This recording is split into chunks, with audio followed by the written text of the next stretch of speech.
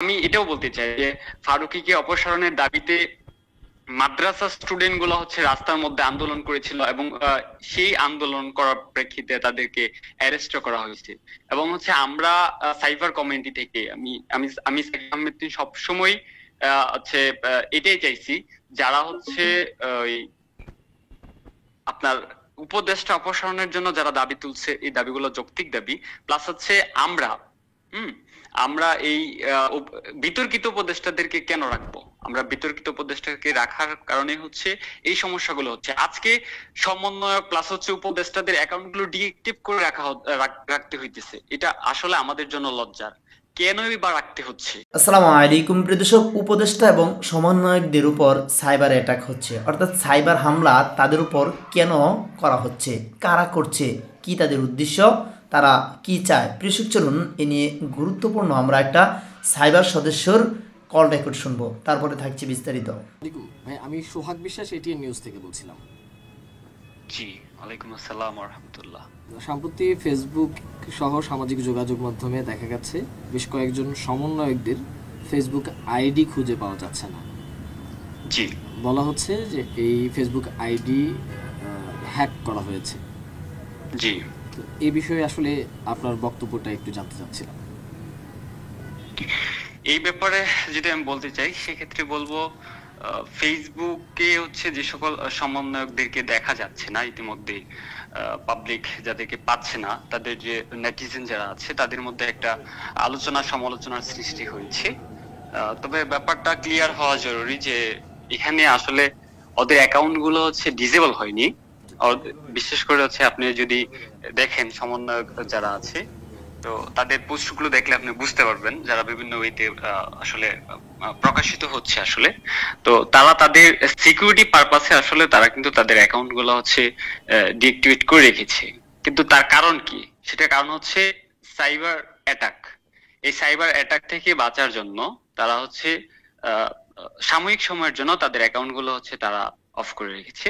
আর দুইজন সমন্বয়ক, আরেকজন হচ্ছে আন্দোলনে হাত হারানো যে ভাইটা, ওর অ্যাকাউন্টটা হচ্ছে ডিজেবল হয়েছে।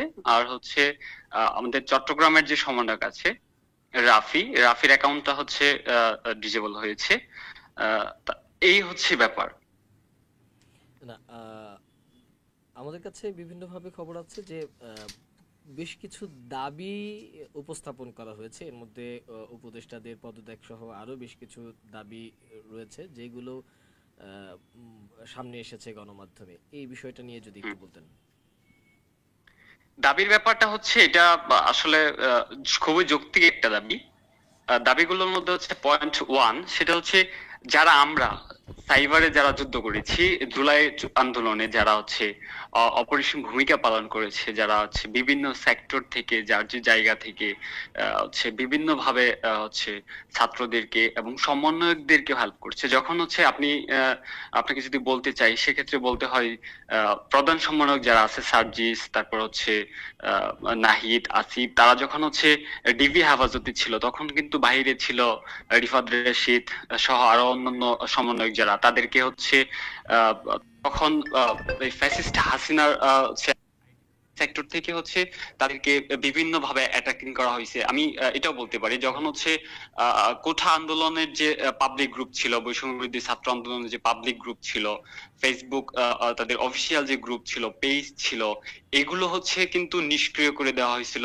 এবং এগুলার অ্যাক্সেস হচ্ছে ওই সরকারের দখলে ছিল। তখন কিন্তু আমরা আমাদের জায়গা থেকে সাইবার কমিউনিটি কিন্তু তাদেরকে আমরা সহযোগিতা করেছি এবং তাদের পেজ গুলো আমরা ব্যাক এনে দিয়েছি। তাদের অ্যাকাউন্ট গুলো হচ্ছে যেসব সাইবার হামলার শিকার হয়েছিল আমরা কিন্তু সেই জায়গা থেকে তাদেরকে আমরা সাপোর্ট করেছি। তথাপি যত ফেসবুক ইউজার ছিল যারা হচ্ছে জুলাই আন্দোলনে লিখতে ভয় পেত, যে আমি লিখবো, লিখাতে আমার কি হবে, হ্যাঁ আমি লেখার পর আমার কি ইফেক্ট পড়বে, আমরা তাদেরকে হচ্ছে আমাদের জায়গা থেকে আমরা অনলাইন প্ল্যাটফর্মে তাদেরকে সাহস জুগিয়েছি যে হ্যাঁ তোমরা আন্দোলন করো, যৌক্তিক আন্দোলন। এই যৌক্তিক আন্দোলন তোমরা অংশগ্রহণ করো, তোমাদের অ্যাকাউন্ট, তোমাদের পেজ সবকিছুর সিকিউরিটি আমরা সাইবার কমিউনিটি দিব আমাদের জায়গা থেকে। তো এখন আমাদের দাবিটা হচ্ছে এটাই, বা যে দাবিগুলো উঠেছে, যেমন আমরা ফার্স্ট অফ অল যে দাবিটা করেছি যে উপদেশটাকে অপসারণ করতে হবে। যে কাকে কোন অপসারণ কোন করতে হবে? উপদেষ্টাকে? হ্যাঁ, আমরা আমরা এটা বলেছি যে আমরা ফারুকীকে অপসারণ চাই, এবং আপনারা হয়তোবা ইতিমধ্যে অবগত আছেন যে ফারুকীকে অপসারণের জন্য হচ্ছে একজন আইনজীবীও কিন্তু লিগ্যাল নোটিশও করেছিল। হ্যাঁ, কোর্টে লিগ্যাল নোটিশ করেছিল। এখন ব্যাপারটা হচ্ছে অনলাইন এবং অফলাইন। আমি এটাও বলতে চাই যে ফারুকীকে অপসারণের দাবিতে মাদ্রাসা স্টুডেন্ট গুলো হচ্ছে রাস্তার মধ্যে আন্দোলন করেছিল, এবং সেই আন্দোলন করার প্রেক্ষিতে তাদেরকে অ্যারেস্ট করা হয়েছে। এবং হচ্ছে আমরা সাইবার কমিউনিটি থেকে আমি আমি আমি সাইফ আহমেদ সবসময় হচ্ছে এটাই চাইছি, যারা হচ্ছে ওই আপনার উপদেষ্টা অপসারণের জন্য যারা দাবি তুলছে, এই দাবিগুলো যৌক্তিক দাবি। প্লাস হচ্ছে আমরা হুম আমরা এই বিতর্কিত উপদেষ্টাদেরকে কেন রাখবো? আমরা বিতর্কিত উপদেষ্টাকে রাখার কারণে হচ্ছে এই সমস্যাগুলো হচ্ছে। আজকে সমন্বয়ক প্লাস হচ্ছে উপদেষ্টাদের অ্যাকাউন্টগুলো ডিএক্টিভ করে রাখতে হইতেছে। এটা আসলে আমাদের জন্য লজ্জার। কেনই বা রাখতে হচ্ছে? একজন উপদেষ্টা এবং সমন্বয়কদের অ্যাকাউন্ট গুলা হচ্ছে নিরাপত্তাহীনতায় ভুগছে। কেন ভুগছে? তার কারণ হচ্ছে যারা সাইবারে আন্দোলন করেছে, যারা সাইবার যোদ্ধা আছে বাংলাদেশে, তাদের জায়গাটা তাদেরকে দেওয়া হয় না এবং তাদেরকে ওইভাবে মূল্যায়ন করা হয় না। হ্যাঁ, আরেকটা ব্যাপার হচ্ছে যারা রেমিটেন্স যোদ্ধা আছে, হ্যাঁ, তাদের ভূমিকা কিন্তু আন্দোলনে আপনি এটা কখনোই এটা অস্বীকার করা যাবে না। যারা রেমিটেন্স যোদ্ধা আছে তারা কিন্তু অনেক ভূমিকা পালন করেছে, তারা রেমিটেন্স শাটডাউন করে দিয়েছে, এবং তাদেরও দাবি ছিল এটাই, উপদেষ্টা হচ্ছে ফারুকী কেন পূর্ণ তার জায়গায় সে বহাল থাকে। এতদিন এখন হয়ে গেল, এখন অব্দি উপদেষ্টার থেকে এখনো আমরা ক্লিয়ার বক্তব্য পাচ্ছি না ফারুকীকে নিয়ে। কেন? এটা হচ্ছে আমাদের দাবি। আমাদের আরেকটা বিষয় হচ্ছে যে সাইবারে আমরা যারা যুদ্ধ করেছি, বিশেষ করে সাইবার কমিউনিটি থেকে যে যুদ্ধ পরিচালনা হয়েছে, তো এখন সেই রকম আরেকটা যুদ্ধ খুব শীঘ্রই হবে, সেটা হচ্ছে উপদেষ্টাদেরকে অপসারণের দাবি। আজকে হাসনাত আব্দুল্লাহ বলেন, তারপর হচ্ছে সার্জিস বলেন, তারা কিন্তু মাঠে আন্দোলন করেছে ফারুকীকে নিয়ে, কিন্তু একদিন দুই দিন, তারপর কিন্তু তাদের কোনো খোঁজ নেই, তারাও কিন্তু হারিয়ে গেছে। কিন্তু কেন আজকে হাসনাত এবং আব্দুল্লাহ এবং হচ্ছে সার্জিস, তারা কেন উপদেষ্টা অপসারণ নিয়ে আর কথা বলেনি? এই বিষয়গুলো তাদেরকে ক্লিয়ার করতে হবে জনগণের কাছে। এবং যে সকল উপদেষ্টা আছে, এখানে যে বিপ্লবী দুইজন উপদেষ্টা আছে, নাহিদ, তারপর হচ্ছে আসিফ, তারা থাকা অবস্থায় কেন এই বিতর্কিত উপদেষ্টা যারা আছে তারা কেন পূর্ণবহাল থাকে সৎ অবস্থানে? সুতরাং আমরা চাই উপদেষ্টা ফারুকীকে অপসারণ করতে হবে, এবং সেটা খুব শীঘ্রই।